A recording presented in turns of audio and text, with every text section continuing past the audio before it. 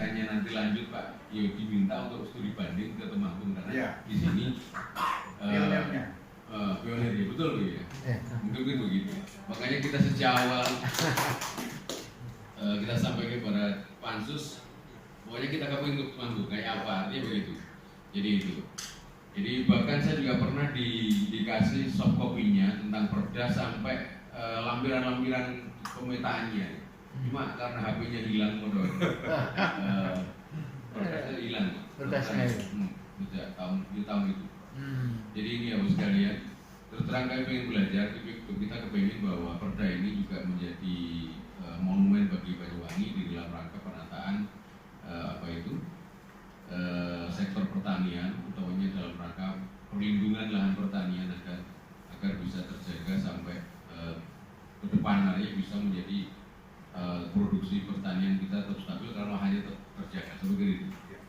Ini tidak perlu saya panjang lebarkan. Kemudian nanti lebih jelasnya bagaimana nanti akan kita bahas. Ini memang menarik. Biasanya saya ini narasumber nasional Pak.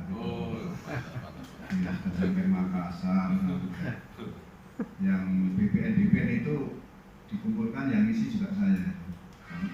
Linknya di situ, BPN, BPS. Jadi nanti saya akan cerita agak ringkas. Setiap ada orang mau alih fungsi lahan harus bisa LP2B. Ini mungkin yang semua kabupaten sangat sulit menerapkan karena ini banyak kepentingan di situ Pak. Sehingga membuat LP2B itu memang bisa dikatakan pekerjaan yang kompleks, berat, tapi kalau bisa berhasil, insya Allah pekerjaan mulia. Karena dengan adanya LP2B, penggunaan tata guna lahan dan pemanfaatan tata ruang itu betul-betul kita bisa menjabarkan RT/RW-nya. Karena dimaksudkan untuk disusun rencana tata ruang wilayah itu kan dalam rangka bagaimana membuat ruang itu aman, nyaman, dan berkelanjutan. Sehingga jelas itu sudah dipeta-petakan. 2B itu diperdakan, setelah diperdakan tidak jadi acuan untuk pelaksanaan semua pemanfaatan lahan. Kalau hanya perda kemudian menjadi monumen banyak. Hanya ada seratusan yang sudah jadi perda tapi nggak jalan. Di Temanggung beda, kalau di Temanggung orang mau bangun itu ke kantor pelayanan satu atap, dia harus lihat LP2B. Itu sudah otomatis, karena kalau dia bangun di LP2B pasti nanti dilarang, nggak boleh. Jadi dia ke sana sudah tahu, oh ini LP2B tidak. Terus ada tim yang pelaksanaannya nanti termasuk teman kami jadi satu tim untuk melakukan verifikasi lapangan. Setelah dilihat di petanya tidak masuk LP2B, dilakukan verifikasi lapangan, juga tidak LP2B, baru diterbitkan IPPT, izin penggunaan perubahan tanah. Nah itu. Kemudian kita sudah punya Perda LP2B 2014 bersamaan bergandengan dengan Perda tentang izin pemanfaatan ruang. Perda izin pemanfaatan ruang itu mengatur penggantian. Penggantian gimana? Kalau ada lahan yang dialihfungsikan, kami mewajibkan mengganti fungsi irigasinya. 1 meter persegi 2050 tinggal dikalikan. Kalau kategorinya irigasi teknis kali 3 kali, kalau setengah teknis 2 kali, kalau ada hujan 1 kali dikalikan luasnya. Jadi keberhasilan menyusun itu adalah petanya harus sama Mas. Petanya yang beli misalkan dulu Bapeda kalau kami, kalau sekarang mestinya PI. Ketika nanti jabarkan peta itu BPN harus diundang di Gambloke. Karena peta itu belinya nggak mahal itu, 300-an juta dulu. Tapi yang beli Bapeda, itu aja. Terus peta itu dijadikan dasar untuk overlay, semua instansi baru berkaitan itu. BPN ya pakai itu, BPS ya pakai itu, nanti di overlay. Kalau sekarang kayaknya sudah dituntun, peta itu sudah dituntun oleh BIM, Badan Informasi Geospasial. Kalau itu sudah ada, tinggal jalanin aja. Nah, perumusan kebijakannya semua dilibatkan. Harus mengacu pada RT/RW dan kemauannya Pak Bupati. Konsultasi publik dulu kami lakukan. Ini belum ya, belum sampai itu dulu. Nanti masyarakat harus ada perwakilannya. Kalau bisa ya paling unit kecil yang ada di pemerintahan. Kalau undang rakyat semua nggak bisa ya. Nah, nanti malah minta bansos kalau ya unit terkecil pemerintahan. Kami dulu pakai dusun RT RW itu yang kita undang, biar penyadaran publik ke masyarakatnya. Walaupun daerah ini saya dari LP 2B loh, tidak boleh dijual.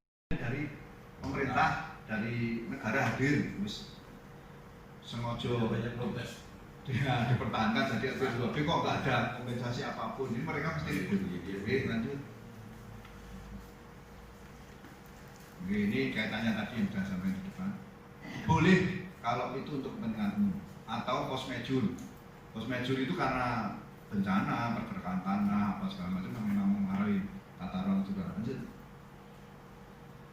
Ini Pak kriteria 23 item tadi Pak, PP nomor 1 Pak. Itu sebagian tak cukup. Perda jadi implementasinya dengan berlakunya Pergub dan Perda, semua ajuan alih fungsi lahan, izin pengingat dan macam-macam harus mengacu. Kalau tidak mengacu dia tidak dapat izin. Untuk penentuan luasan lahan yang dimasukkan di RP 2B ini tadi sekitar 18.000 hektar, itu apakah menunggu dari RT RW provinsi dulu ditentukan dari sana, apa usulan dari sini? Itu yang pertama. Kemudian yang kedua, komunikasi dengan Kafid yang tadi sudah disampaikan oleh Pak Ketua Pansus.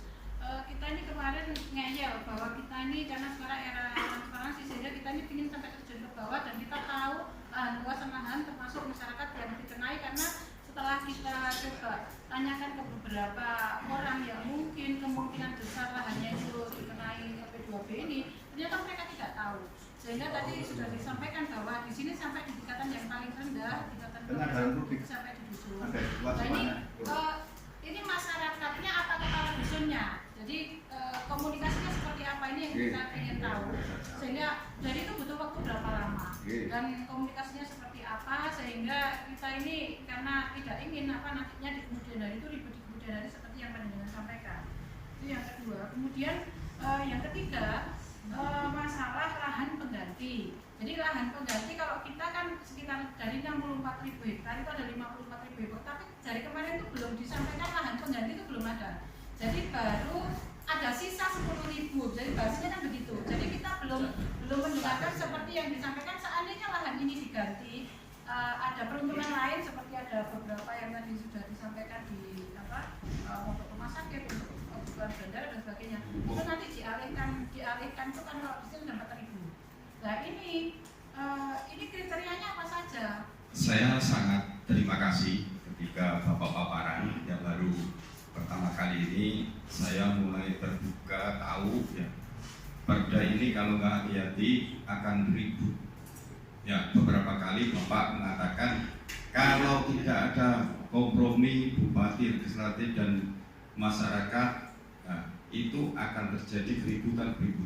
Percuma membuat perda ya kalau ini didok keburu-buru didok tidak kita arti dan menambah keributan. Ya. Kalau melihat Bapak tadi kita masih lama karena kita masih konsultasi. Di Banyuwangi ini saya beberapa masih konsultasi melihat perda pembanding belum melakukan action. Terima kasih. Jadi kita harus menyamakan mindset dulu. Nanti mindset ini harus dipegang bersama-sama untuk nanti timnya yang di sana. Dengan yang di sini mindsetnya sudah bodoh. Yang ke sana bupatinya dan BPN-nya mindsetnya belum sama, nanti susah lagi. Kalau kemarin yang serius mau nyusun LP2B itu nanti ini kan kunjungan awal saja. Nanti teman-teman BPN sama BPS sama PU-nya kesini lagi. KPK-nya di sini aja 4 hari kok. Pelajari teman kok. Jangan mau sak jam langsung jadi. Saya nggak jamin itu. Ini diskusi awal aja ini. Tapi minimal sudah membuka anak kita. Jadi gini, kita satu pemahamannya dulu bahwa LP2B itu adalah kepentingan masyarakat tani sendiri sebetulnya, tapi pemerintah yang punya kewenangan untuk mengatur. Saya atas nama tim Ketua Pansus berterima kasih sekali. Jadi apa yang saya bayangkan tentang Temanggung bahwa memang bagus ternyata juga tidak biru lah hari ini. Artinya karena kemarin kita kunjungan ke dalam provinsi di 2 tempat itu juga belum mainnya. masih jauh dari harapan. Itu LP2B jadi masalah. Jadi ini Jadi masalah. jadi masalah. Artinya kalau di sini sudah menjadi pemecah masalah kan? Pemecah masalah. Ini Tapi awalnya saya diunyuk banyak orang. Tapi nggak apa-apa, saya suka diunyuk. banyak kita sebenarnya sepakat bahwa pansus ya, DPR ini sepakat serius Pak ini.